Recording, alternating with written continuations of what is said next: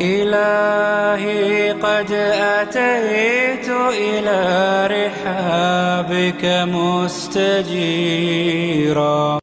So who was to summarize for the brothers and sisters? This guy. Yeah, ready? No, we all do it. Everyone will do it. Some of us will do it. Stand up, talk to everybody. So, no, you have to come here.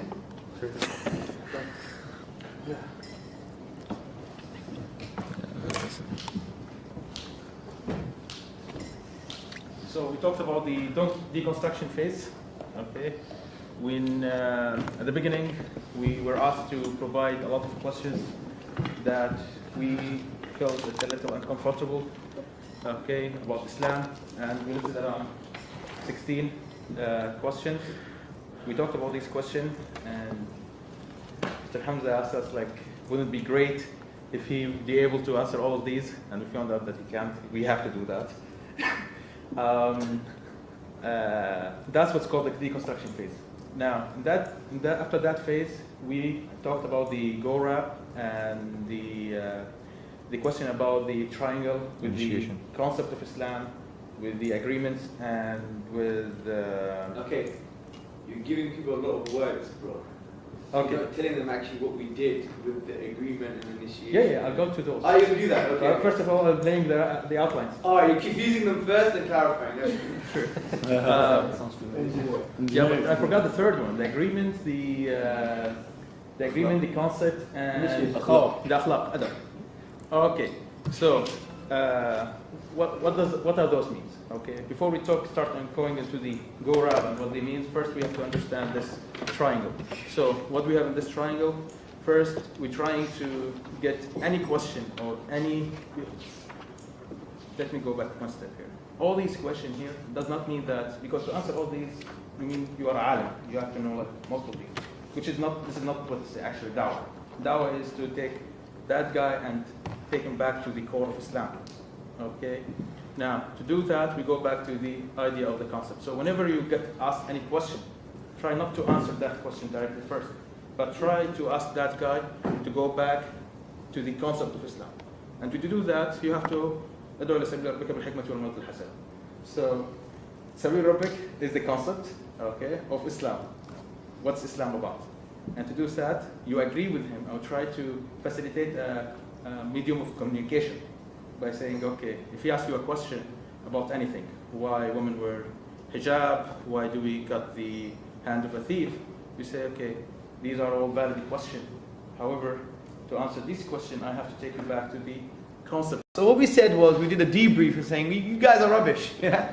And that's how we start. We start with rubbish, and then we clean it up, and then we become better. And because no one was calling to Allah subhanahu wa ta'ala, it was a mess. So we did a debrief, and the way we debriefed was with the analogy of the lenses.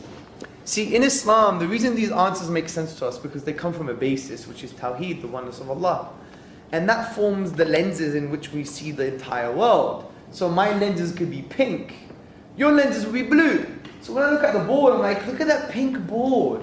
Like, no it's not, it's blue. Yes, it's pink, no it's blue. In order for us to understand one another, we have to take what off? Our lenses off, or exchange lenses, right? And the way to do that with this new approach is to adopt the go-wrap approach. So the go-wrap approach basically means God's existence, oneness, and revelation. So God's existence, oneness, revelation, and prophethood, okay? That was the new approach. So we show them that God is a reality, He is one, He said that in Revelation, and there is a prophet called the Prophet Muhammad, upon whom be peace. If this is true, then whatever comes from truth is true. And what we did yesterday is the first part of the process in the conversation to bring people to this truth, essentially Tawheed, or the basis of Islam. And that process is called Initiation. Okay? So, initiation is so important because it's the bridge between any question and go-wrap and Tawheed and the basis of Islam. So what is initiation? So we drew a triangle to make it easy for the engineers in the room. Okay? And here you have empathy, akhlaq, adab, be nice, etc. Then here you have the concept, which we're going to explain, and then you get an agreement.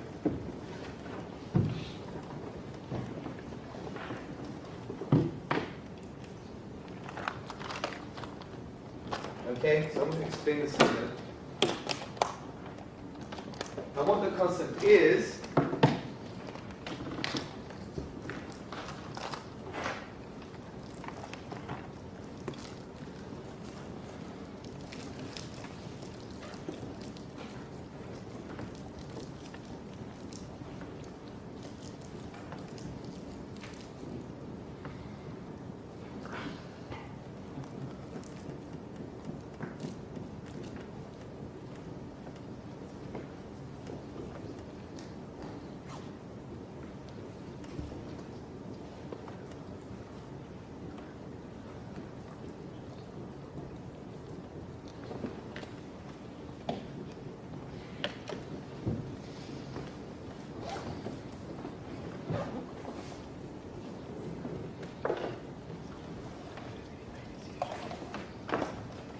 okay, in order for you to understand the answer, you have to understand the concept of Islam. And there were two issues that we need to overcome, which is, what if they basically say they want a yes or no answer?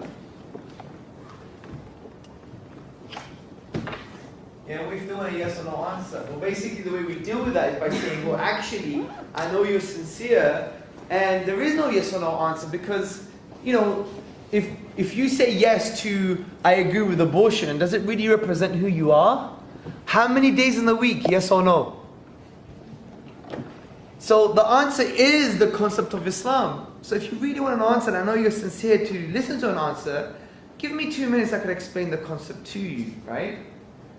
So that's one way of doing it, okay? Of dealing with people who pressure you into a yes or no answer. What was the other issue? Crazy question. If someone gives you a crazy question, yeah?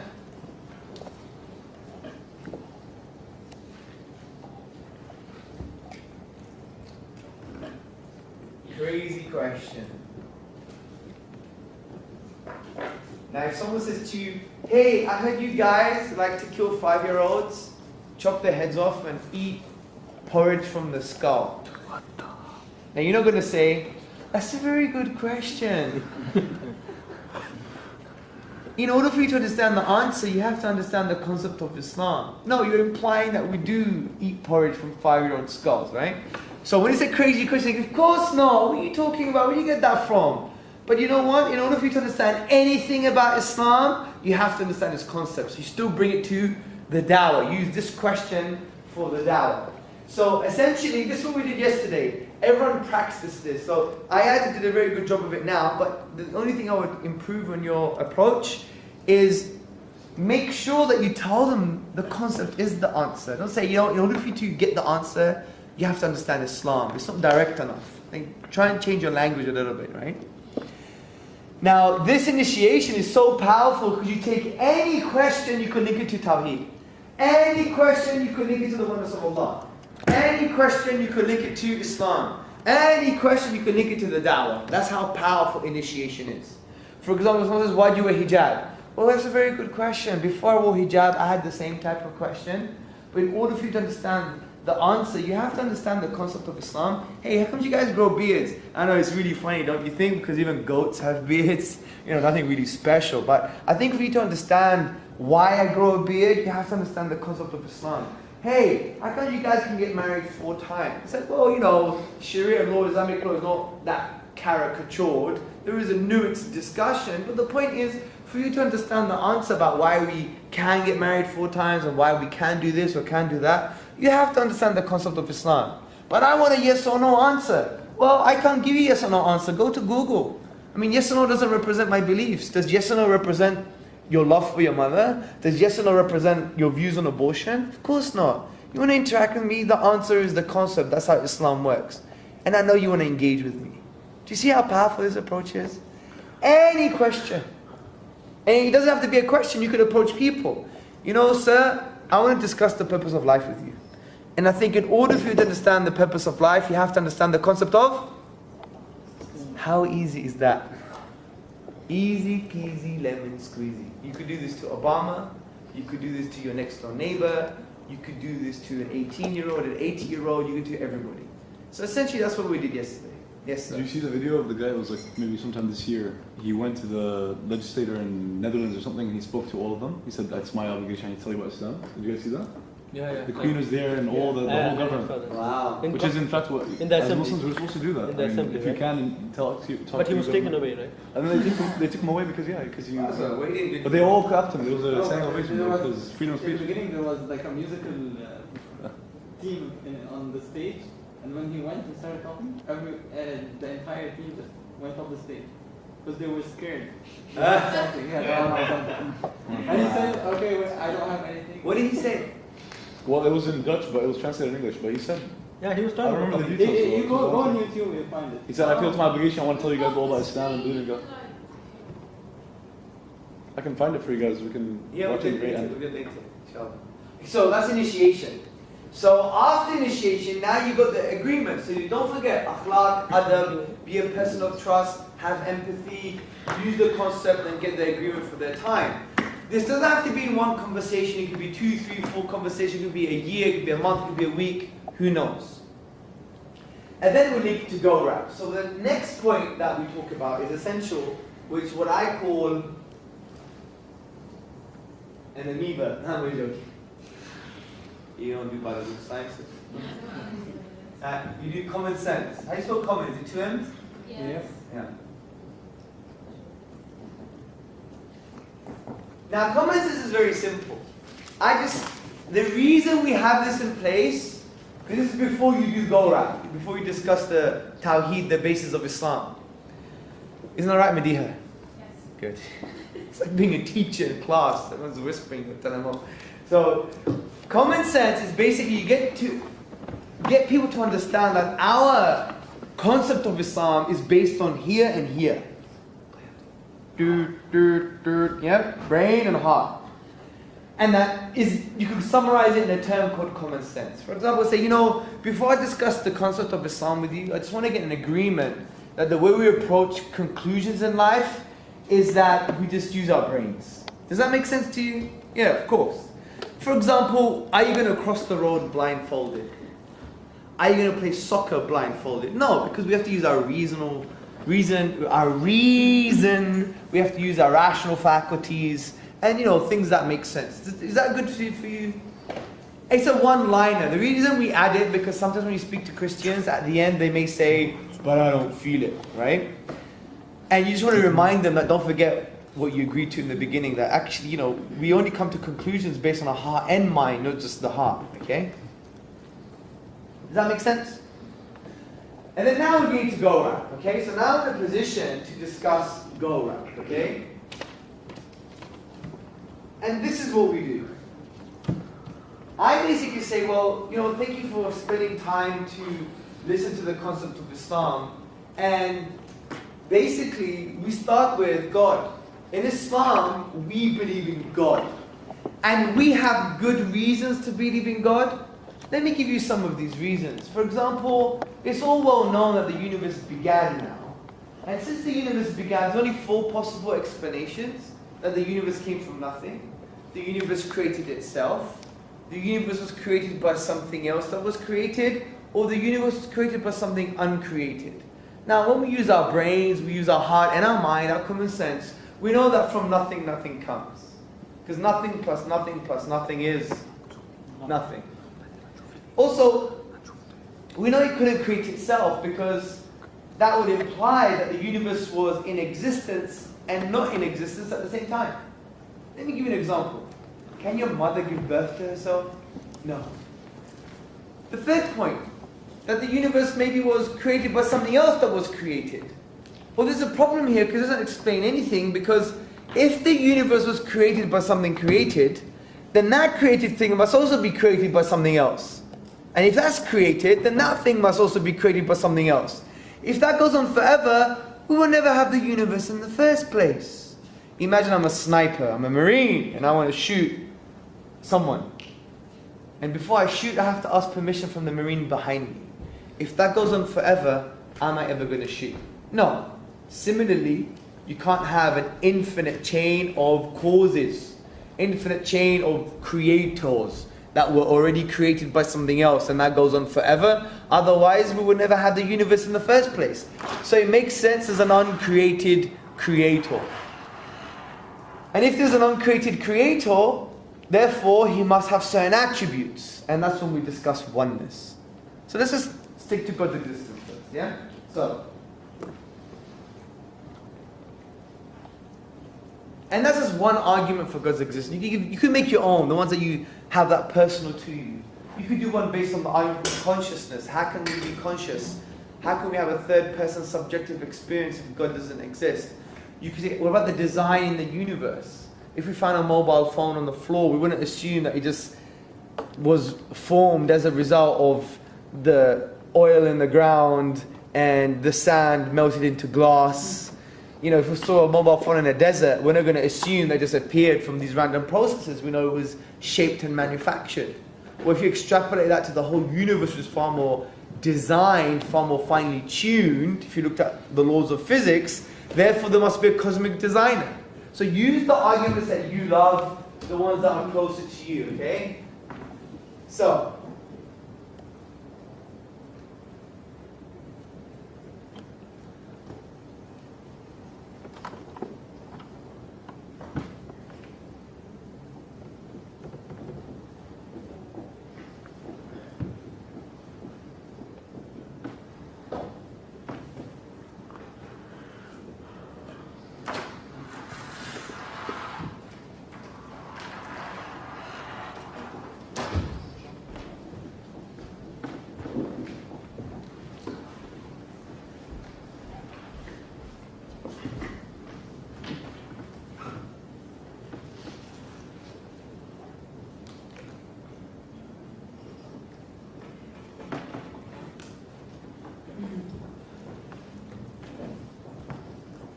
So the structure of what I said was, we believe in God, and we have good reasons to believe in God. Here are the reasons.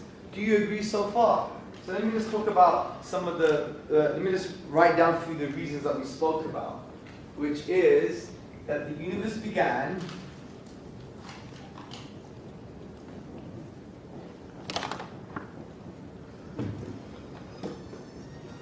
if it began, there are a few logical possibilities, right? Which is, came from nothing, created itself,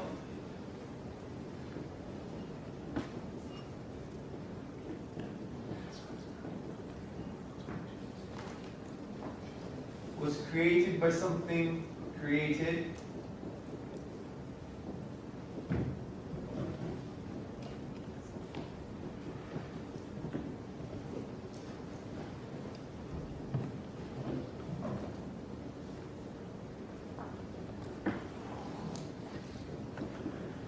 created by something uncreated.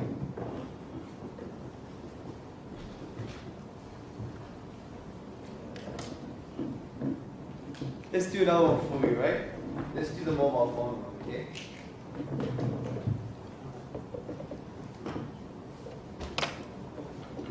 Even if it's just a play phone, it doesn't have to be a mobile. So here you have a desert. I just want desert. 1S or 2? 1S. Depends on which. Desert. There's two, more. So desert. Okay. One more S is too sweet. And then you have mobile phone. Okay. So is that a result of the sand plus oil, yeah, plus chance,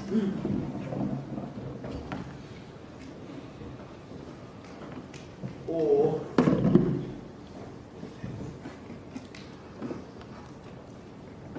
design?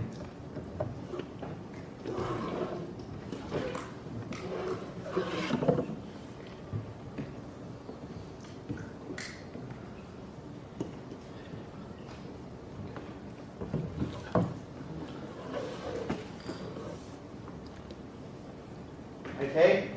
So it's very simple. So you basically say, let me just take you through the journey again, right? Hey Fatima, how you doing? So good to see you, Sarah. Mwah, mwah, mwah. It's been so long. Sorry? Yeah. You know, what happened to your hair? You've been covering your hair. It's so nice and silky. What's wrong? Well, you know, I've become religious. I went to Hajj. You know, we go around the cube and we worship God. And you know, I decided to fulfill my obligations. Oh, okay. So, why do you do that? Well, I think in order for you to understand the answer, you have to understand the concept of Islam. Do you have some time, Sarah? Let's have a coffee. Yeah, of course. Well, you know, basically we approach the whole concept of Islam with common sense. It makes sense in our heart and our mind. For example, Sarah, are you going to put makeup on blindfolded? No. I mean, only an idiot would do that, right? You'll have mascara on your chin and foundation on your hair and what else do you guys put on? What do you put on, bro? On Saturdays, what do you put on? Yeah? So you can't basically put makeup on blindfolded. So the beginning of the concept of Islam is that we believe in God. Now I know you're Christian, you already believe in God, but let me explain that why we have good reasons to believe in God. Well, you know, the universe began, it's well known now based on physics and mathematics. And if that's the case, then there's only 4 logical possibilities. That the universe came from nothing, it created itself, it was created by something else created, or created by something uncreated. You know nothing can't come from nothing, right? You know in your makeup bag, if there's nothing in there and I pretend to take something out, what am I going to get? Nothing, because from nothing, nothing comes. Could it create itself? Could your makeup bag create itself? Of course not. Someone made it. It's from Gucci. Yeah? Or, you know, or was it created by something else that was created? Well, yeah, maybe because it was made by Gucci. Yeah, but then who made Gucci? Someone else. And who made someone else? Someone else. If that goes on forever, would you ever have the makeup bag? Of course not. So that means there must be something uncreated that created everything, right? Yeah. Do you see how simple that is? You could do it to a bing bong. Makeup. Honestly, you could do it to anybody. You could do it to someone who likes basketball or someone who likes clothes. These scenarios you could apply to anything. Does that make sense? Sorry. Do we really? Wait. Any questions? Do we really have to ask tell these things to a person who already knows them? Yes. If someone already believes in God, do it. Summarize it very quickly. I'll tell you why. It reaffirms the belief in God. Secondly, it shows that you are an authority, a social authority. It tells that you know what you're talking about, so you gain their trust even more. And usually Christians don't really think about this in an intellectual way. They're like, you know, God's in my heart, which is true from the perspective that God is a natural belief. But they are too excessive on the emotions. So you just want to bring them back a bit and show them, look, we have grounding. You don't have to go this detailed, but if they already believe in God, say something, give a 1-liner, 2-liner, something just to summarize.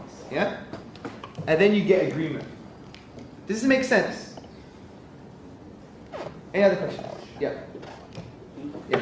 So we use the last line. They say we agree that it was created with something uncreated. But you know, how do you know it's God or it's? That's the oneness. That's oneness. Another. Yeah, we'll do that next stage. Oh, that's wonderful. Yes. So, if I be the devil's advocate, I can see a contradiction in these statements, right? So I can, if I say that the universe began, I can, based on this, I can say the universe was always there, right? So the same thing as uncreated. Universe was uncreated, but it was. No, but the universe began. You can't say that. But the Big Bang, I mean, science says that. The reason I don't get into why to show the universe began, one, it's technical, and secondly, it's irrelevant because it's well established the universe began. And there's proof that the universe is expanding. If it's expanding, it must have. That's the astrophysical evidence, but there's different theoretical models anyway. Thermodynamics. My view on why the universe began is because of mathematics. You can't have an actualized, physical, real-world infinite. Impossible. Right, but then isn't that the same thing as the uncreated whoever was uncreated, who created. No. Why is that the same thing? Not part of the universe. Because the uncreated person has a person. They can argue that the uncreated person is also physical, some kind of physical, has a physical presence. No, but that's not the point. See, the point is we're saying the universe began, right? These are the 4 logical possibilities. Why does number 4 contradict the first point? There's no contradiction. Okay, if the universe never began, what is it? It's uncreated. Okay. Yeah, which is no problem. We're not denying something can't be uncreated. We accept that. It's part of the premises, right? Oh. But what we're saying is, if the universe began, then it's impossible it was uncreated. Because it began. Because if something begins, it once wasn't there. If it once wasn't there, then it came into being. It requires some kind of force, power, cause, something. What about God? Sorry? What about God? So he's there. Okay, so good. That means So what about God? Good. So we said it can't come from nothing, can't create itself, can't be created by something else created. So therefore it must be created by something uncreated. If something is uncreated, it means there's no creator for it. why is it this wrong and this is right and the previous one is wrong? Right. If you resorted the questions and made the first one in the beginning and said no and then come out. Okay, so you're saying why don't you just start from the third, from the first, the second, take the third, the fourth. forget the order. The point is, are these valid assumptions? Are these valid logical possibilities? Yes. So address them because everyone you meet will have one of these questions. The whole of atheism can be translated into these premises. I'm telling you, everything is in here. By the way, this is a Quranic basis, yeah? Let me give it to you. Chapter 52, verse 35 to 36. All of the logical possibilities are implied in this ayah. Okay, so this is actually a Quranic argument. So, why does this contradict 3? I don't understand what you're saying. Yeah, you said that to create something you have 0 plus 0 plus 0 doesn't equal 1, right? Yes. There is a 1. How is that? So let's consider the universe as astaghfirullah as the God. Why don't you consider the universe itself as Because a God? it began. Yeah, and God doesn't exist. Sorry? The God exists. That means that He began also. No, why? Why Because is your that? assumption is that everything exists requires a creator. No.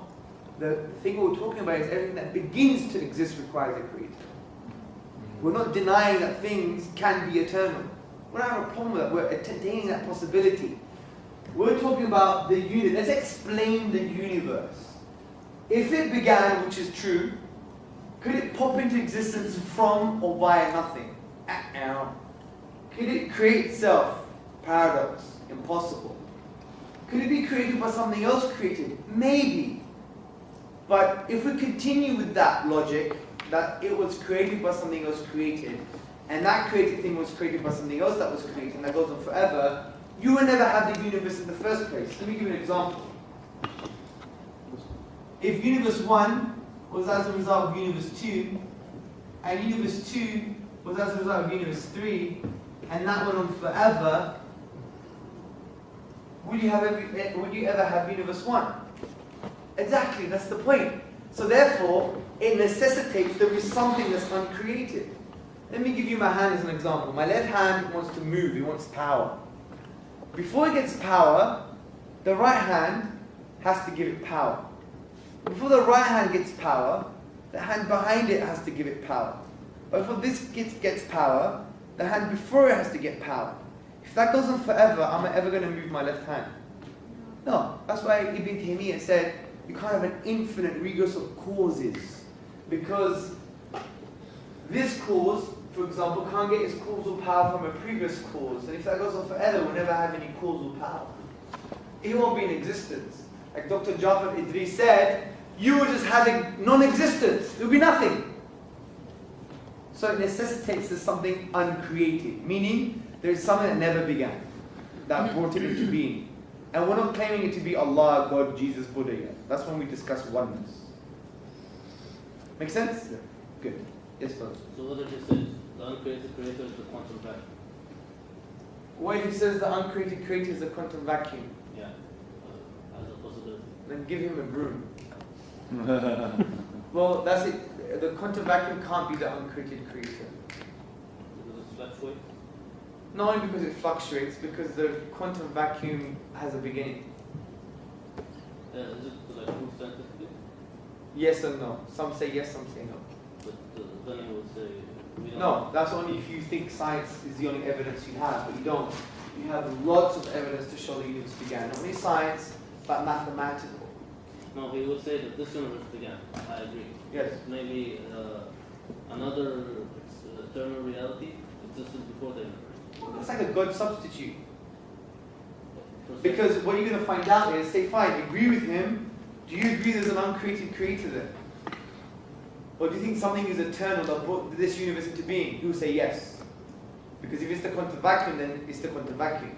When we go to oneness, we'll realize it can't be the quantum vacuum, it must be the creator, Allah, because we go and we discuss certain attributes that have to be true. So we're going to do that in a bit, okay? So just one more question. Yeah.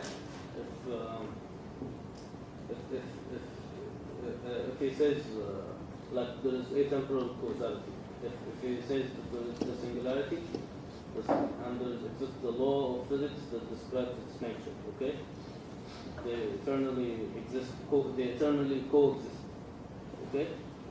And then this law of physics makes the singularity change and create the image, okay? So the law of physics is eternal. Yes.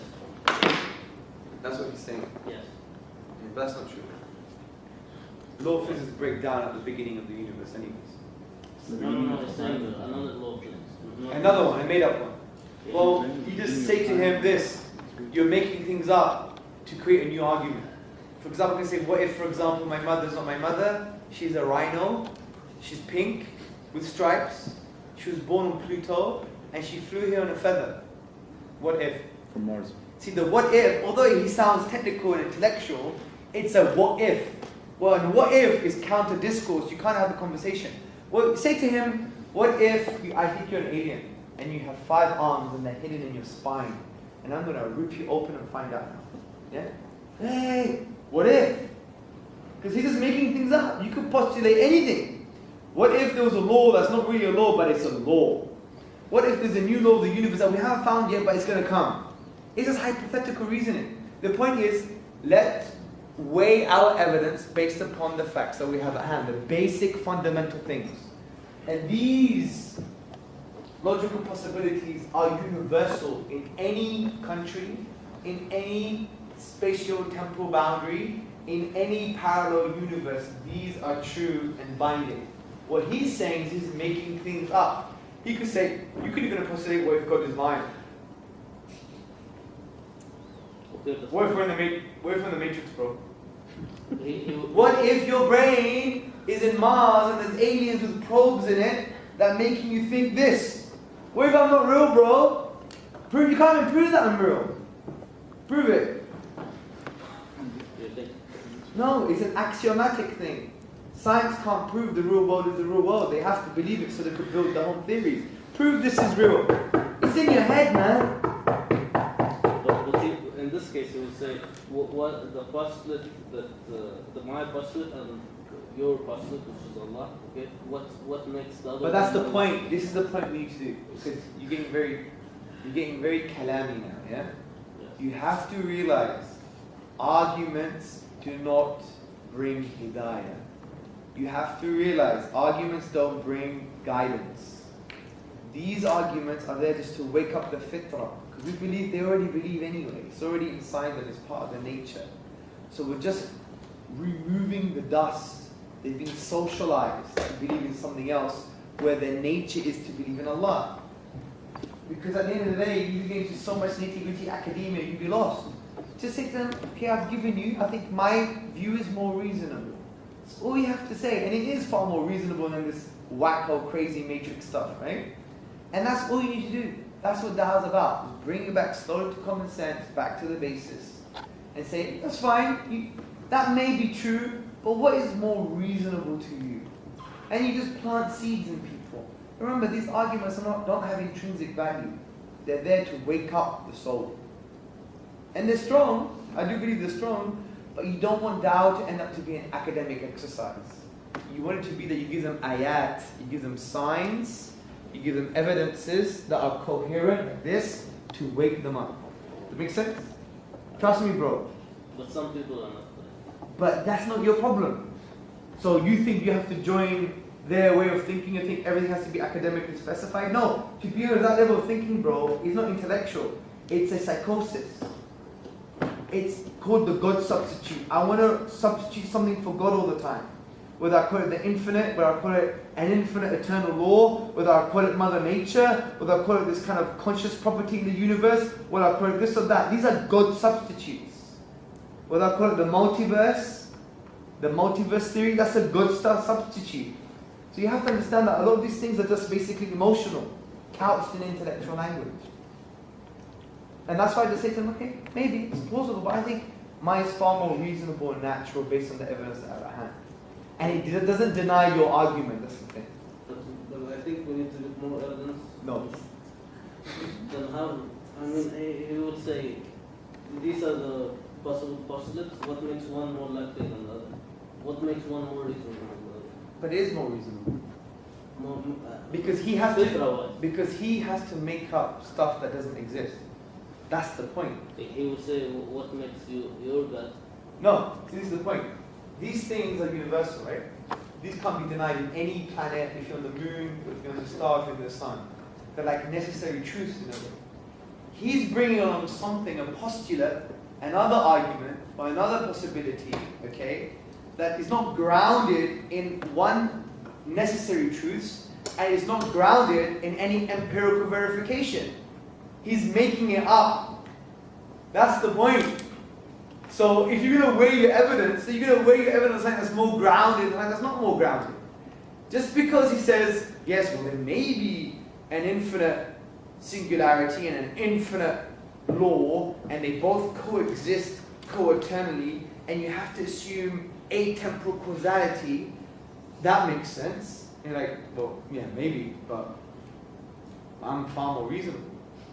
Because you're making stuff up. What's your evidence for that? Well, maybe, but this you're not making up. These are known truths. You see, that's why when you speak to people like this, have a foundational approach. Always bring to the foundational truths that people can't really deny.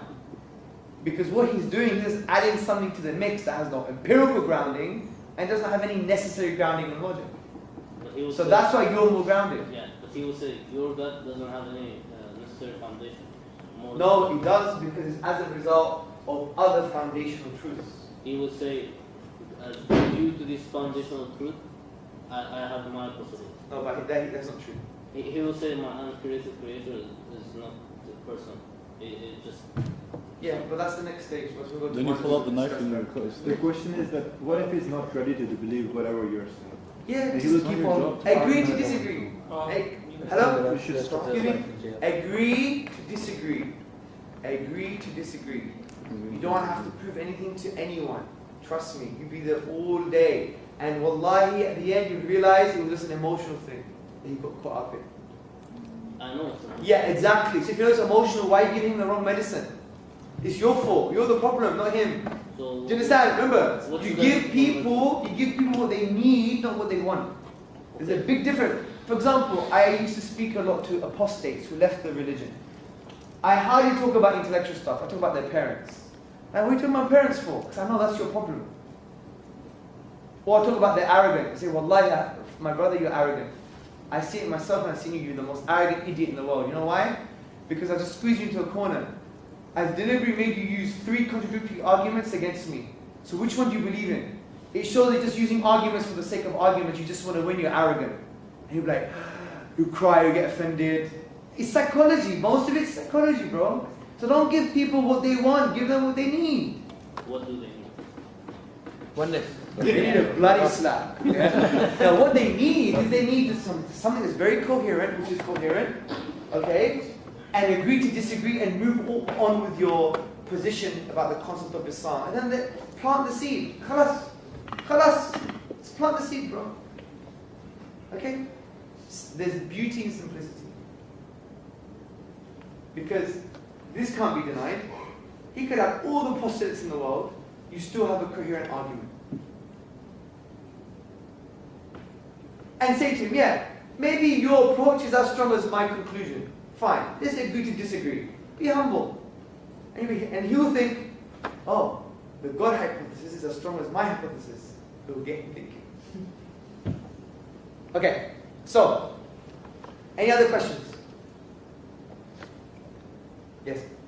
No? Any other questions? I Yes. just want to add something. Of course.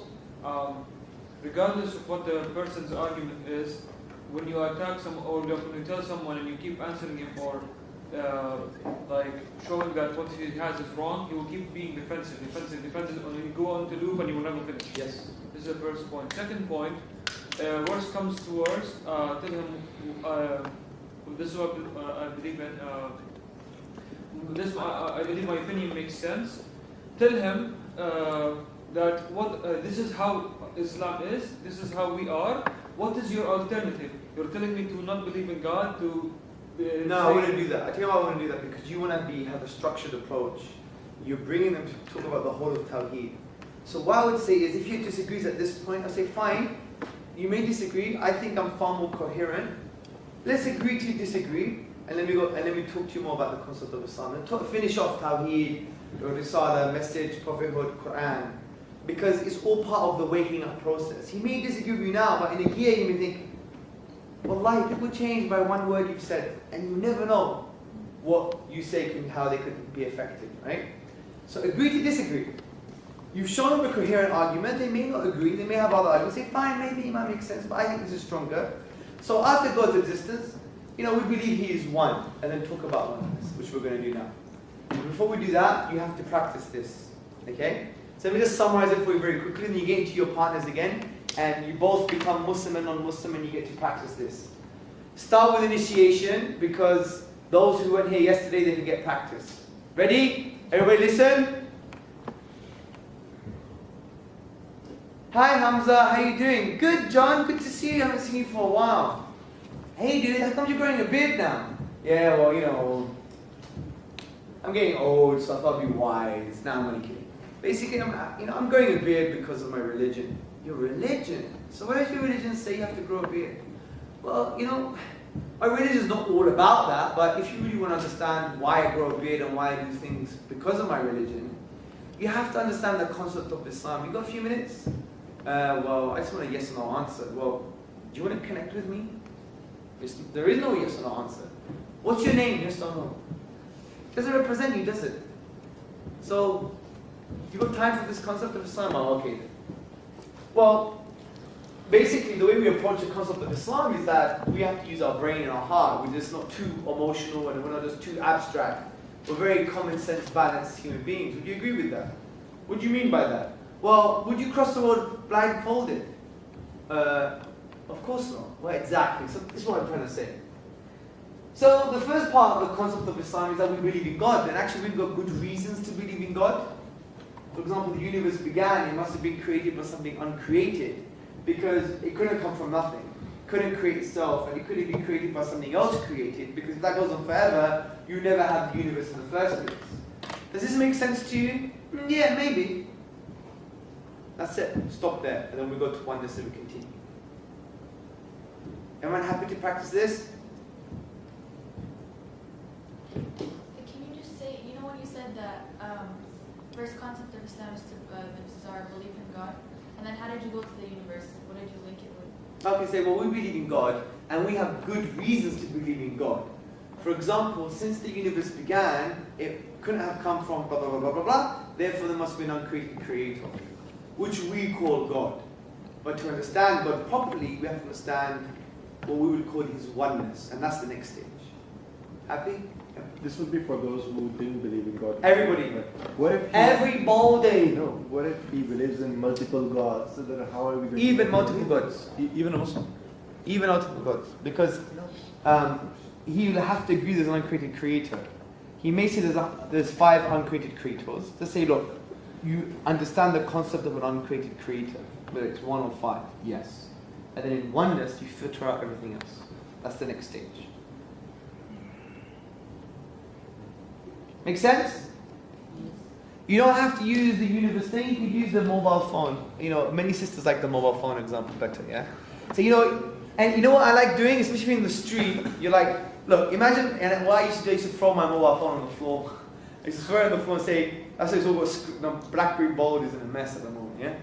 I throw it and I'm like, look, what's that? It's a mobile. How did it get there? Are you going to say that the petrol, the oil from the car came out and somehow formed into the plastic? And the broken glass from the beer bottle in the corner formed into the kind of glass casing of the BlackBerry bulb? And then you have all the numbers and you have your mother's mobile phone in it.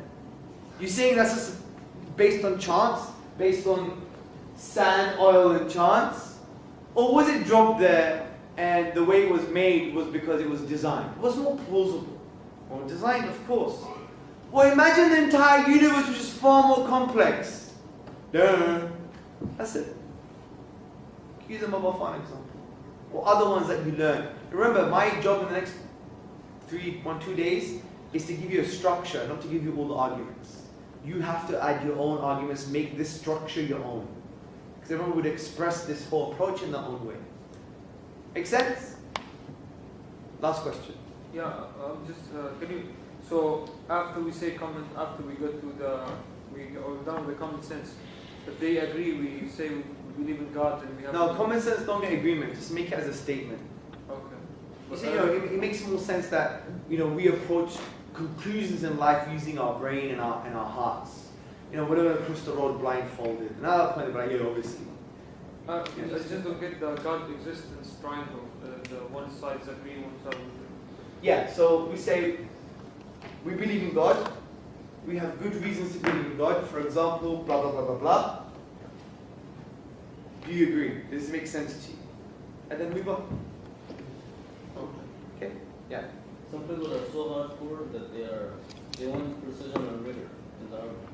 They want precision and rigor. Yes. Like a mathematical background. He wants it, you know, the way you prove theorems. No, they don't.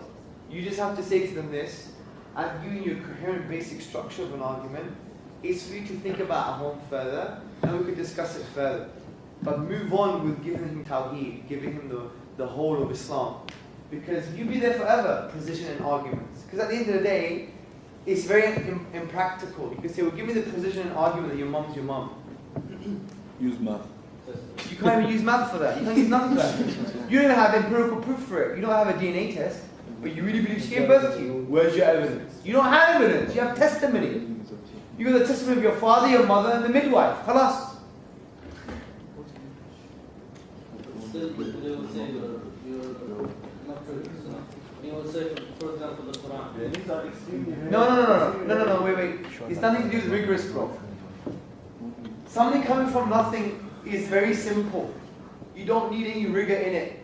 All of these things are very simple, but yet very truthful. Okay? And you should show him. If you really want more, if you have other contentions that are very nitty-gritty, it actually shows how powerful your argument is. Because if your argument was weak, you would deal with these in a profound way, but they can't. So throwing other things into the mix actually shows how strong your argument is in the first place. Do you understand? Still, some people want certainty more than... These are extremely people. Like, No, he said you're trying to wake up the fitrah. You're not trying to... No, he does not. Relax, stop being an Arab and get frustrated. Right. Listen. Yeah, there might be rigorous, bro. But I say to them, I don't have time for your rigor. I believe you're very intelligent, and you could apply the structure of my argument I've just given you, and you can think about it further at home. Let me just tell you more about the concept of Islam. Okay, sure. Be human. It's a conversation, bro. It's not a debate. Okay, because you're pre-framing a debate, and that's the problem. Because when I'm with human beings, I'm never debate mode. I'm like, yeah, you know, makes sense. Yeah, you might be right. But I think I'm coherent, so think about what I said and take it further. But let me talk to you about the oneness of God now, about my back. It's a conversation, bro. But I know, for some people they want certainty. But for some people, bro, they like taking drugs. For some people, bro, they're like doing silly things. And I think- For some people, they think the world is flat. But- What are you going to do, bro? You're going to entertain everybody? I think it's their right to be certain of what they No, that's not Islamic. That's too much ilm al-kalam. That's too much. That's bid'ah. Wallah, I believe that. That is bid'ah. Too much falsafa. That is too much, bro. It's bid'ah, bro. Because at the end of the day, we believe in the fitrah. It's part of your nature. What are you going to do? You're going to start philosophizing. That's why some of the ulama they went that way. Because they said the biggest question was God's existence. Wallahi, find me in the Quran argument for God's existence. Find it for me. Find me. The Quran assumes God exists already. Most of the Quran. Do you see my point? All the arguments in the Quran concerning rububiyyah, meaning the creative power of Allah, they're all as a premise for His worship, not for His existence. Be Quranic. If you're not, bro, you end up in a mess. Trust me, I know from experience. I know from experience. All the verses in the Quran concerning rububiyyah, meaning, you know what that means? The creative power of Allah, that He is the creator. Have you not seen the camel and how He created it? أَفَلَا يَنْظُرُونَ إِلَى الْإِبِلِ كَيْفَ خُلِقَتْ. Have you not seen this, that, and the other? That's all as a basis for you to understand Allah is your creator and He should be worshipped. Not that He just exists. Because the Arabs at the time, they already knew that Allah existed. Because it was part of every human nature. Do you see my point, bro? The biggest question is not God's existence. The biggest question is, who should we worship? That's the Quranic paradigm. And we need to follow that. If you don't, you'll be lost. I've seen it, bro. I've seen it with so many brothers who are getting... I even get accused of that as well, which is the funny thing, yeah? But they're even worse brothers than me. They go so deep into this, they're finished, they're lost. Certainty doesn't mean anything anymore at that point. It's all ambiguous, all skeptical. Trust me, once you reach to academia, bro, you could justify anything. I could justify that my mom's a crocodile. Academically, I'm telling you. But it becomes unnatural. Use foundational arguments that are very profound. Let them apply it. Just give them the seed. Give them the seed. On whose earth and whose authority you think that you have to give them certainty, bro? When it's Allah that guides. And whoever Allah guides, no one can misguide. And it's the Allah that misguides, and whoever Allah misguides, no one can guide. So who are you to think they have a right to be certain, I'm going to give it to them, I'm the certain man? No, bro, just relax. Take a chill pill. Just relax, Allah. Just relax. Just give them the seeds. Conversations with human beings are planting seeds, okay? Planting seeds in people. So you're saying we can never prove to somebody, like logically, that Islam is 100% true? Absolutely. Yes. Never. Never. Yes.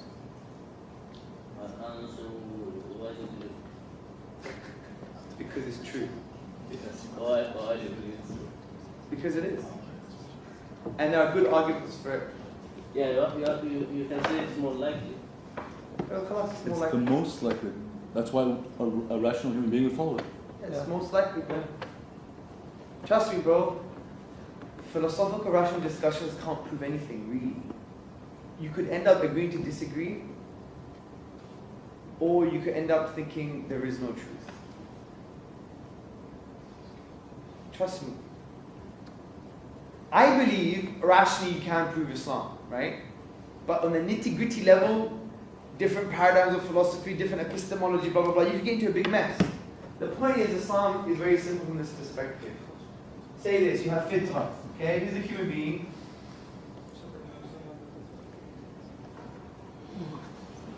Okay? There's a human being. That's his fitrah. You have arguments for Islam. There's A. Okay? You're giving him all these arguments. Okay? These arguments are just to wake up the fitrah. Because fitrah is already a precept. It knows. It's already true that God exists and He deserves to be worshipped. This is our view. So arguments are just to wake up the fitrah. Do you see? And that's why the arguments in the Quran are there to wake up the fitrah. Look at the universe. Look at yourself. Look at design. Look at this. Oh yeah, of course. Yeah, I knew it. Yeah, definitely. Okay? It's not there to go into huge nitty-gritty details of what's the difference between atemporal causality and temporal causality. can you have atemporal causality? I mean, these things are just crazy things, bro. Bro, you're trying to say to me that you could sit up here and you could prove 100% to any academic that Islam is true? Do you know about epistemology? Do you know how to justify each source of knowledge? Me? Yeah. Yeah, no. Yani, but you don't know everything, do you?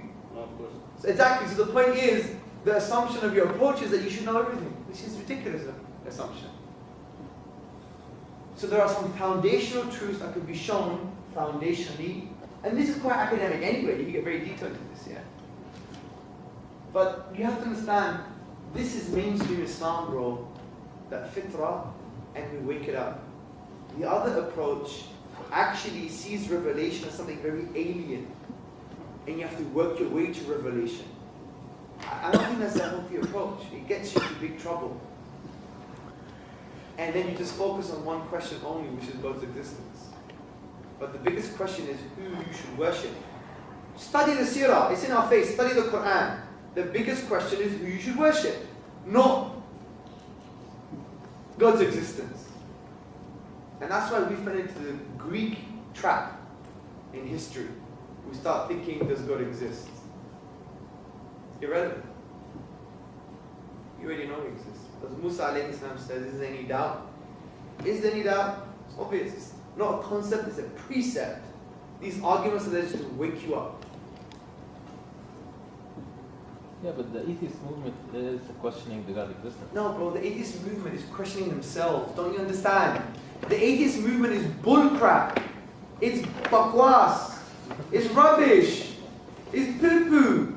The atheist movement is just psychology, bro. It's just psychology. Haven't you seen the atheist movement? Rhetorical, aggressive morons, some of these leaders.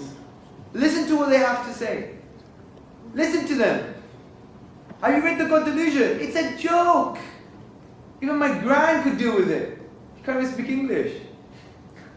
It's all psychology, bro. They just want to justify desires. Wallahi, that's why atheist movement is a political movement. Wake up. Atheist movement is not an intellectual one, it's a political one because they rely on emotion and rhetoric. And if you see what they're doing from Pakistan to the whole Muslim world, it's based on secularization, not based on atheism.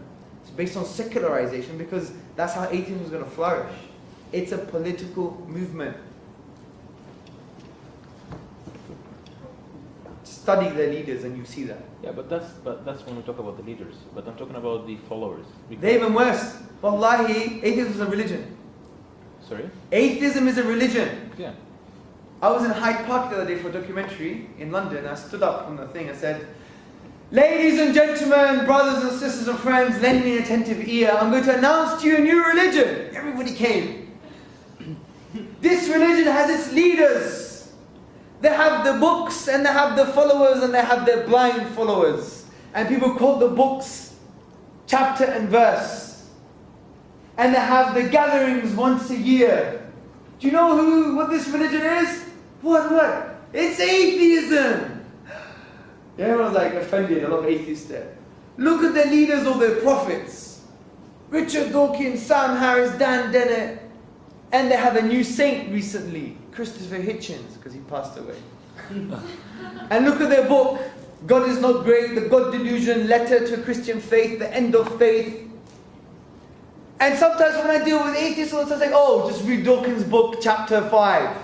Nothing, just like a normal religious guy. It's crazy. Like, for example, when I was talking about morality, an atheist at a PhD student stood up and said, oh, well, for you to understand that you have to read Sam Harris's book, The Moral Landscape. And I said, you idiot. What's wrong with you? You become just like a religious man. You don't have an argument. Another guy, Muslim. Pakistani atheists are the worst creatures in my view. Yeah? They deserve papa, big time. You know, bro, take your slipper off and go, dim, yeah, bati. There are no Pakistani atheists. Oh, there is, bro, trust me. Especially in Lahore. His name is Na Khuda. What? His nickname is Na Khuda. Oh, Professor Rude Boy, yeah. Rude Boy became a rude boy. But listen. But let me make a point. And What was my point? You put me off track. That sounds like a There's a Atheism is a religion. PhD student. Yeah. Oh, yes. Oh, yeah. There's a Pakistani atheist, seemed like an atheist at Nottingham University. And he said, well, you know, the God conclusion is not a good conclusion because God has to be more complex than the universe itself. And I said to him, bro, you just copied that from Dawkins, be true. Be honest. No, I did it myself. Okay, what do you mean by complex? Just be honest, you took it from the 2nd chapter or the 4th chapter, right? And then he admitted, he was boring someone else's argument. So why do you use it? Because you think it makes sense, because you sound clever. You just quoted verse. Trust me, when you immerse yourself in this field, you know who's borrowing what and who's taking what, yeah? Because I read the atheist books all the time. I said, didn't you? And I embarrassed him. I'm not going to answer the question unless you know what your question means. How dare you want me to answer your question and your own question you don't even know what it means? Pagal. Yeah, he's a pagal, which means crazy in Urdu, yeah? Do you see my point? A lot of it's psychology, guys. So don't think, there's this intellectual tsunami. It's not, it's an emotional, rhetorical, political tsunami that's trying to engulf Islam. It's not intellectual per se. Because you could dissect atheism based on these 4 points. That's it. Everything else is superfluous. But anyway, that's a red herring, wrong topic. Everybody ready to practice this? Let's go. Partner up. Both of you get to do the whole thing. Bismillah, let's go. 7 minutes. Yallah. I would say, especially since you didn't use the argument that I like, use the design type of argument, I would say, well, God never began to exist. So if he never began to exist, then you can't postulate that who created. Because if he didn't begin, then he was always there, right? Or you could say, well, the best explanation doesn't require an explanation. Because if I go on the moon, okay, and I'm an astronaut and I dig away and I find pottery and technology, then the best explanation, there was a civilization there. But if someone says to me, since you don't know their name and where they came from, then you're wrong. No, because the best explanation doesn't require an explanation. And if you always say you need an explanation for the best explanation, it undermines all science and all knowledge, because you'll have nothing. Because if the best explanation always required an explanation, and that explanation required an explanation, and that explanation required an explanation, then you'll never have anything. So those 2 ways of dealing with it, okay? They're very good. Right, brothers. You two. You? I just came. You just came? Now go home then. Okay, let's do these two. I knew it. You trying to say you have wahi? Let's hear you go. Come on. Yalla, stand up, both of you. Stand up? No, Yeah. stand up, right? We'll give you the mic. Yeah. Yo man, you don't need to use the mic. Remember my discussion on tawakkul yesterday? Remember my discussion on tawakkul? Can you raise your voice so you don't have to use another unnecessary means to fulfill the objective? Don't you learn anything, man? Come on, yalla. Loud, nice and loud. محمود لا مو مرة 20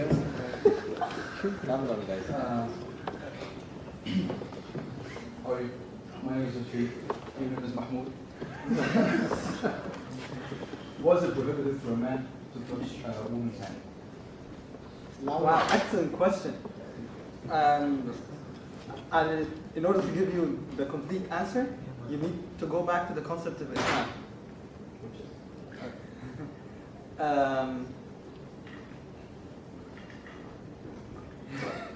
In order to give you the complete answer, you need to go back to the concept of Islam.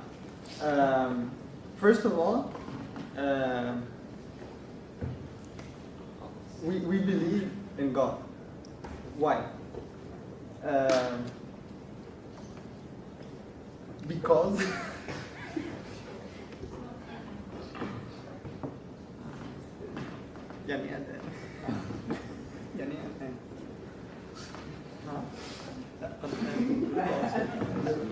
I'm nervous, I cannot do this.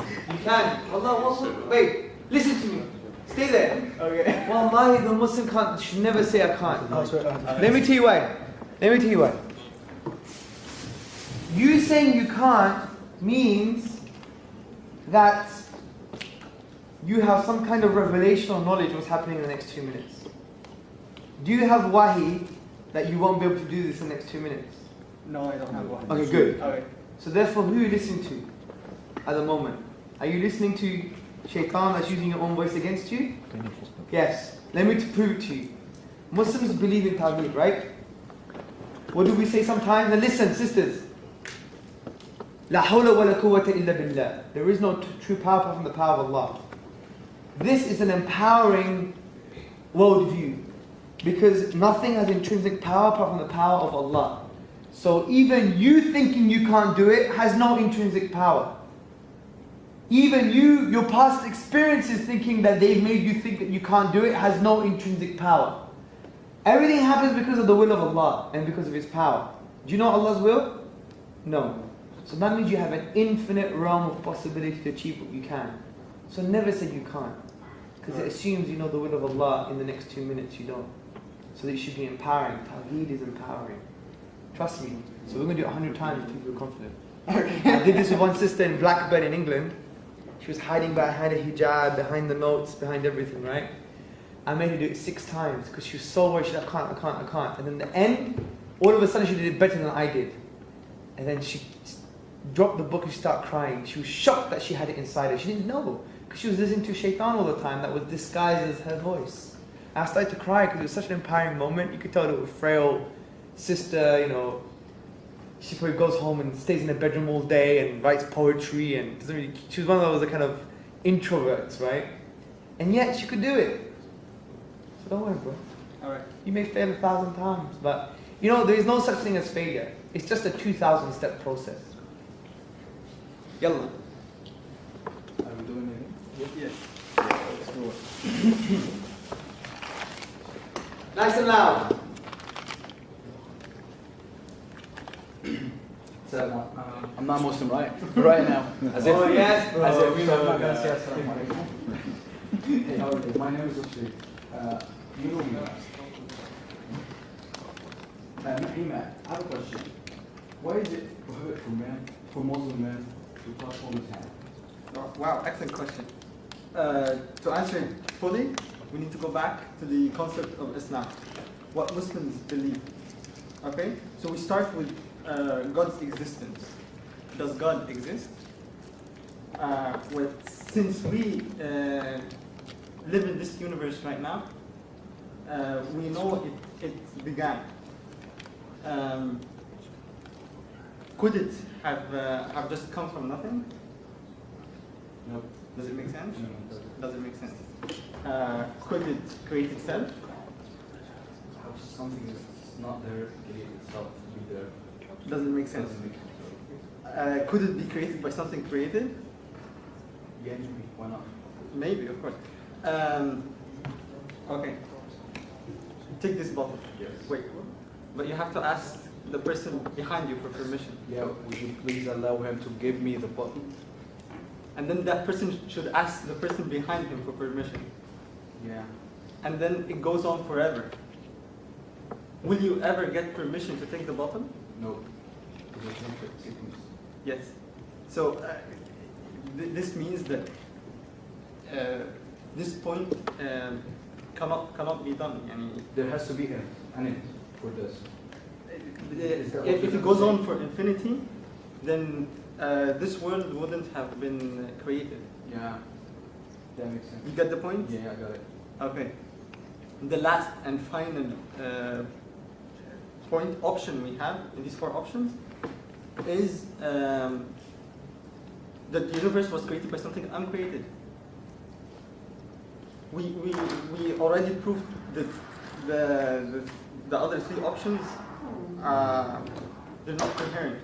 They don't stand. Okay, just wait 1 minute. Yeah? This is proof of the disaster of the human being. Just 5 minutes ago, bro, you said you couldn't do it. Takbir. Takbir. Oh, like, I think one, learn from this, yeah, because I'm telling you, it's very emotional. Your whole life is like this. The human being is shattered with this negativity. And look what you just done. You did it fantastically, I think. Thank you. MashaAllah. So the point is, empower yourself through Tawheed. Look what you could achieve. And this was just 5 minutes. That doesn't mean you don't believe. Of course I know you're one of the most muwahid brothers in the world, yeah? We know that. But get it to really be in a practical way. So you link the heart with the practice. And look what you could do. Allah is this. Thank you. So, that's done. Right. Allah subhanahu wa ta'ala, there is an uncreated creator. And then this links to oneness, okay? Oneness is very nice and easy, mashallah. It's easy to understand. And all we do, we just follow on from the fact that you say, well, there is a designer for the universe or there's an uncreated creator. And once you say there's a designer for the universe or there's an uncreated creator, then you say, therefore, it must have the following attributes or features, okay? And they are as follows.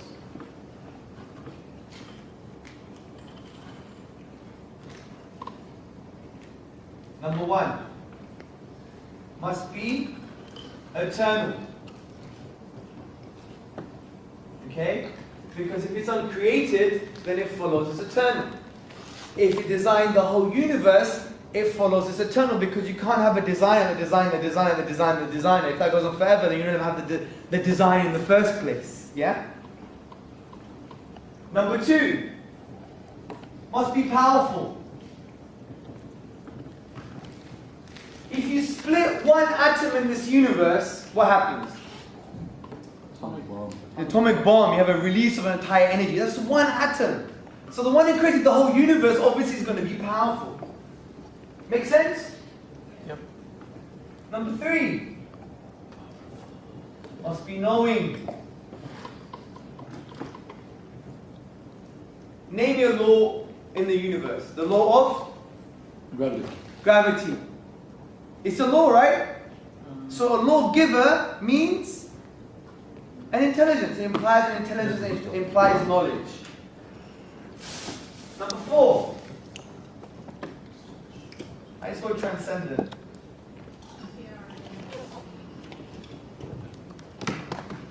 What does this mean? Essentially, what does the Quran say? لَيْسَ كَمِثْلِهِ شَيْءٌ. Simple. Transcendent means, as the words of Ibn Taymiyyah and others, that the creator is distinct and disjoint from creation. If I create the chair, do I become the chair? No, I'm distinct and disjoint from creation. Simple.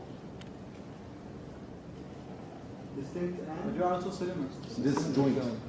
Distinct and disjoint.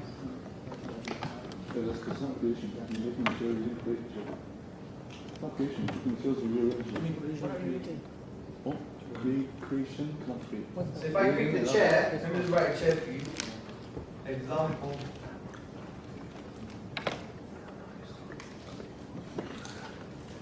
Looks like this one.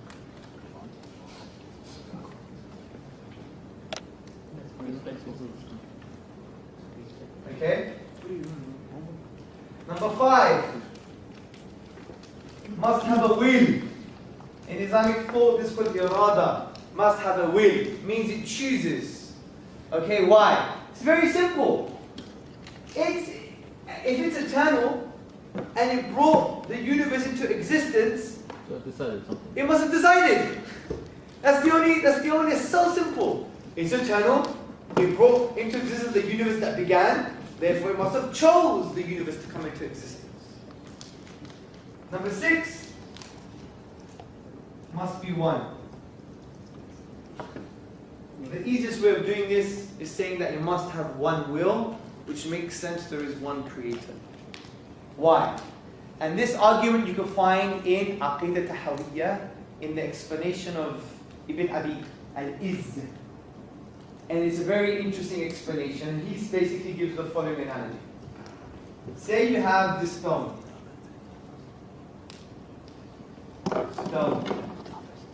Okay? And there are two gods, meaning two wills. One wants to move the stone to the right, the other to the left. Okay? What happens? They both cancel each other out. So that's not a possibility. There can't be two conflicting wills. Okay?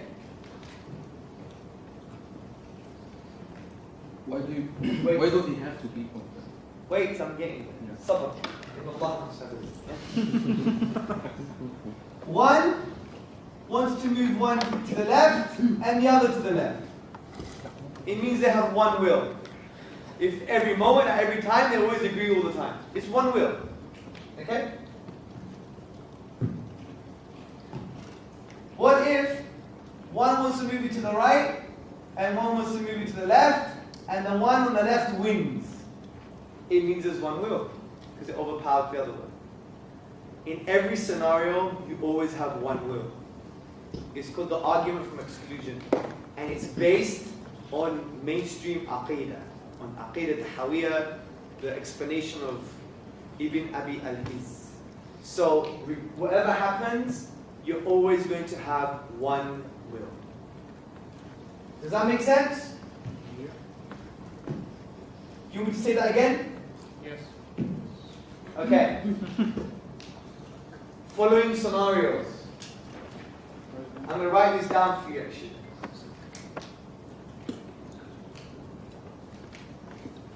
Scenario number one. So both want to move left and right. Sorry, bad English. Start that again.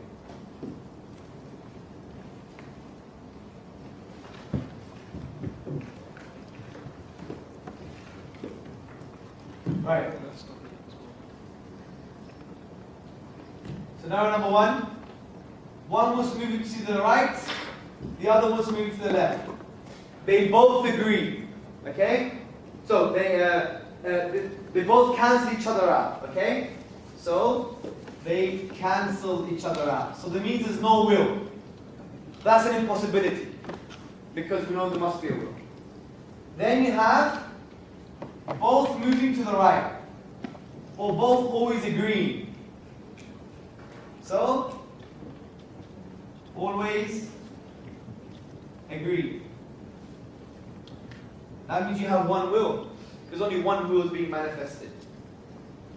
Then you have the scenario where one wants to move to the left, the other to the right, but the one on the left wins.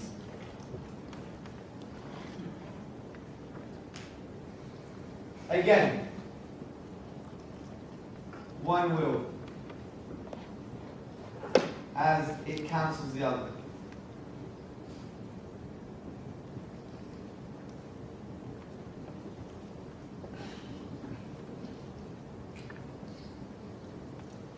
These are the possibilities.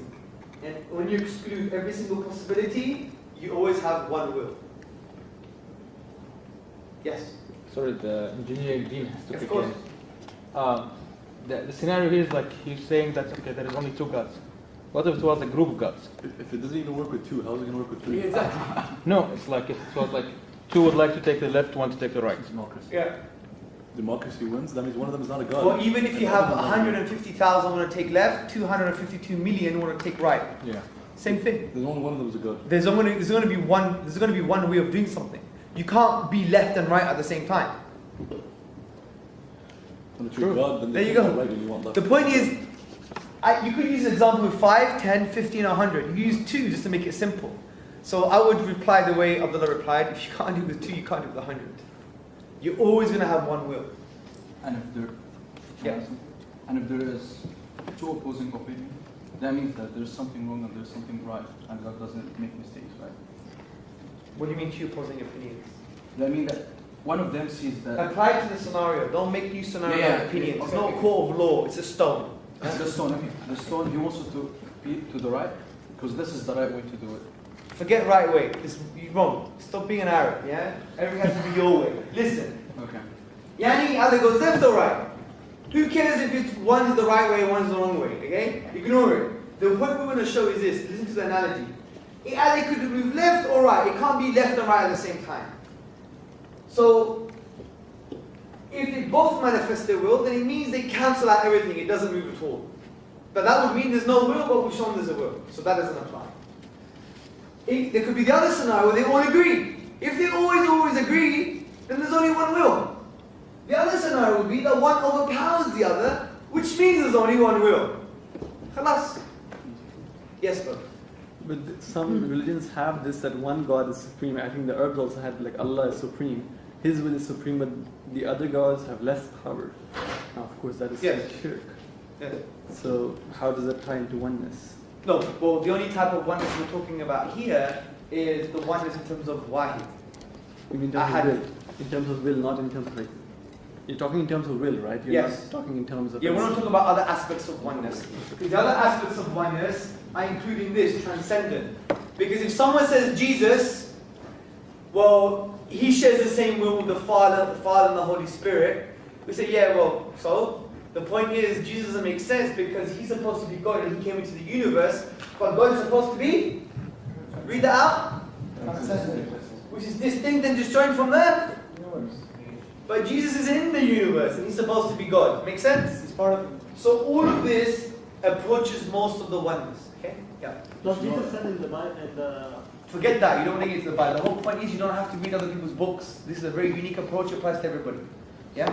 So I do want to understand this because the majority of people we talk to are Christians. So he will say, we will talk about oneness, and this happened, and they were like, yeah, we agree, it's one God. Don't you know about Christianity? It's one God. That's fine, relax. So what you do when it's a Christian, stick to the plan. When they talk about transcendence, he'll agree with this. If he doesn't, they agree to disagree. You get the Christian when you talk about Quran Revelation. We'll do that tomorrow. Okay. Once you do Revelation, khalas, it's over. Because their beliefs are based on something. If you could show your beliefs are based on something better and you could prove, they'll have to adopt it. Khalas.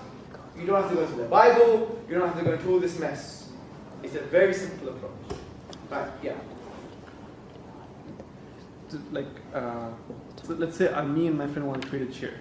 We are creators. No, I'll tell you why. Because outside of the universe, you're assuming another entity without any evidence. But in your example, there are two, right?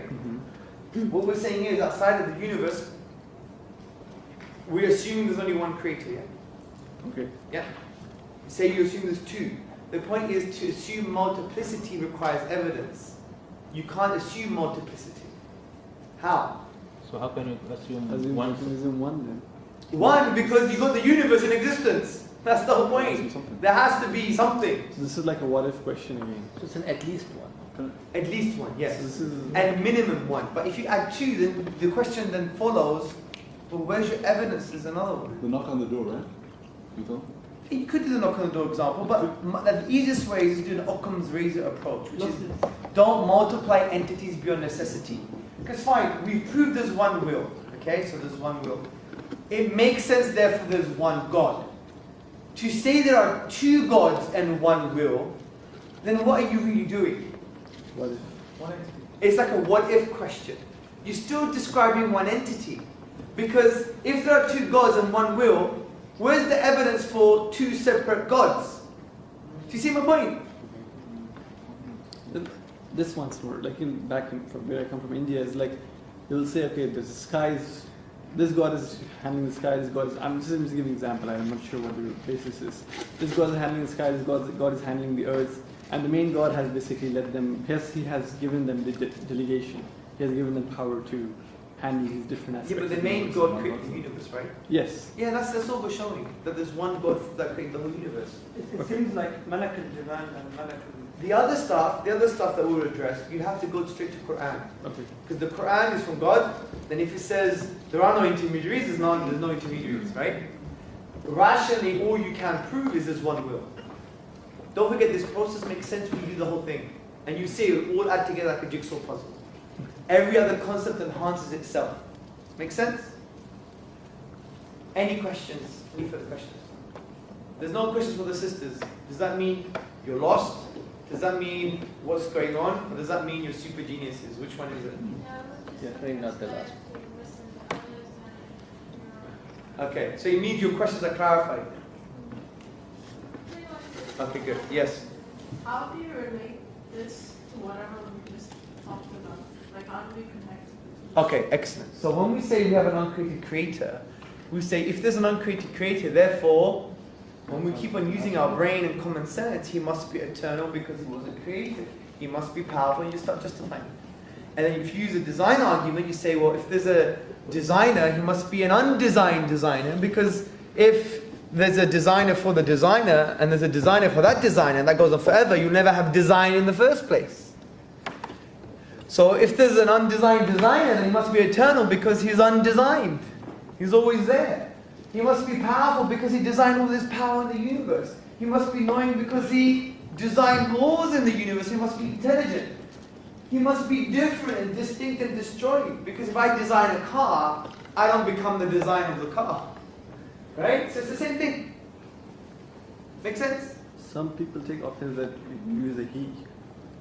A he. Yeah. You just say to him in Arabic, it's not he, it means it, basically. Really.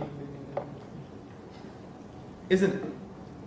Everything has to be male or female. Because Allah is genderless. You know that? The word is genderless. So when we say huwa, it could mean he, or it could mean it. Okay. Yeah. But to say it is a bit more rude in English. So if you want to be very technical, you say the thing that is genderless. Because Allah is genderless. The one. The one, yeah. The one, mashallah, the one who is genderless. Yes. So just the final question sort of clarified the analogy that you've used to explain the point of will. Yeah. I mean, the first case seems to make sense because we've proved that that case couldn't happen because if it doesn't move, that means there's no will, right? So the second case, we say that it could only really be one will because it's moving in one direction. Yes. But however, there's sort of a problem with the logic looking at it Islamically for the third case because essentially you're saying one wants to move to the left, one wants to move to the right, and then one wins. So you're leaving the case open for there being two wills, but one wins. So essentially you're sort of saying there are two godly wills. No, because it's all hypotheticals, isn't it? So you're saying if you postulate two creators, but yet we have the universe into play, like we've moved the stone in one direction, then you're saying one prevails. If there was another will, then it can't be another will because this was the one that's overpowered. Well, how you explained it was that one prevailed over the other, which implies the existence of another will, a godly will in this case. Yeah, but you know, that's fine. Even if there is another will, then which one deserves to be worshipped? The lesser will or the greater will? But like we said, there is nothing like unto him, right? So yeah, but maybe there's no other being like angels, bro, outside of the universe. Maybe there's jinns. The will of angels never conflicts with that as well. That's the whole point. That's what we're saying. God will overpower everyone's will, including the will of a jinn that can exist outside of the universe. But angels would have been left and God would have been left. There wouldn't have been right. No, you're missing the point. We're not saying there was Allah, then after there was the whole universe. Maybe we're saying this particular universe. There could be other universes after this universe. You don't know. The point I'm trying to say is, we believe there's one, aslan, naturally. If someone postulates more than one, say fine, well look at the scenarios you say, based upon your hypothesis.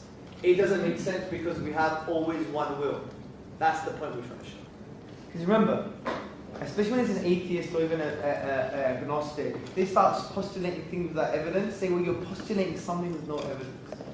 Just to claim there may be a million uncreated eternal beings, say, well, where's your evidence? Well, maybe there is. Well, I say, well, I have more good reasons to believe there's only one God because there's one will. And usually you attribute one will to one person. Khalas. It's what's more reasonable. Make sense? Practice this. Should we use the stone example? You could use a stone example, you could use stitching cloth, you could use baking a cake, you could use any example to this. Building a chair, punching a bag, does it go to the left or to the right? Yeah? Yes, brother. If someone asks me, like, why do I need to follow a religion, or why should I believe in God? How can we apply this whole exercise? Yeah, we'll do that at the end of tomorrow. Okay? Those contentions we'll do at the end of tomorrow. But today was the most complex day. Tomorrow's going to be great. Revelation, 7 arguments, prophethood is the best. Boom, and you finish. Ready to practice? Inshallah. Hello? Yeah. Yalla, 7 minutes. Let's do it. Then we have a last minute, 10-minute Q&A. And then, khalas. Yalla, let's go. Bismillah. By the way, ikhwan and akhawat, don't be overpowered. Sometimes you can ignore all of this. Is that right, Medina? Sometimes you can ignore all of this and ignore all of this. Sometimes you go straight to Quran. When it comes to my dawah, sometimes like I go straight to Quran. Khalas. The golden rule, always go to Quran. But I'm giving you everything so you have all the tools. You have an AK-47, you have a helicopter gun, you have a grenade, you have an intercontinental ballistic missile. This is not going on YouTube. You have sniper, you have everything. You have everything, okay? Got it. So you use each weapon for each scenario. Yes, brother. So if I have an idiot like Richard Dawkins, for example, okay? And A Christian Dawkins. No, an idiot. Oh, an idiot. Yeah. Can I use emotional arguments? I mean, emotional, like to explain some of the stories of Prophet Muhammad sallallahu alaihi wasallam. Yeah, but which touches the heart. I mean, you have to do that. You have to do that, and that's when we're going to go tomorrow on Quran and prophethood. You have rational arguments, but you have emotional ones as well. Remember, at the end, I'm going to discuss with you guys that you have to bring the emotion with the rational together as the Quran does. Don't just be abstract intellectual robot. Yeah. Okay. Don't do that. You have to add the spirituality, the concept of worship. This is very important. We're going to discuss that tomorrow. That's why tomorrow is the best day. even if it is Richard Dawkins. Of course, Richard Dawkins has a heart as well, bro. Barely. He doesn't. He doesn't cry when his children cry. Of course, he's a human being. But add the rationality with the emotionality. And if he's not emotional, make him emotional. Because maybe that's his problem. Maybe his heart is not open. Remember, give people what they need, not what they want. Any other question? I think he's come down one level on atheism, right? He has, yeah. He's a 6.9. 6.9, yeah. Is it okay to pray for his hidayah? Of course, the Prophet prayed for mushriks all the time. Umar was a mushrik, so he prayed for him. What does 6.9 atheist mean? Yeah, like he's not a 7 atheist, top mark. He's a 6.9. I think it's to do with the Richter scale on earthquakes. 7 is the highest. There's levels. 1 is a God, believer in God, and 7 is. No, it's not 7, is it? The highest. 7? So what's? So why do you say 7? 9? It's the pH scale. pH is 14, though, no? Yeah, but you know, Half of that is 7. So I need to 7. Yallah. So, anything else, brothers and sisters? So tomorrow, please all be here tomorrow. It's the best session. Quran, prophethood, bit of emotionality, and the whole picture's going to come together, and you'll be like, wow, I can talk to anybody about Islam. Inshallah. Inshallah. Yeah? Allahu Akbar! May Allah bless you. And if you take the other lesson from our brother here, when he said he didn't, and then after he realized he could. Remember, Tawheed should empower you, inshallah. May Allah bless you.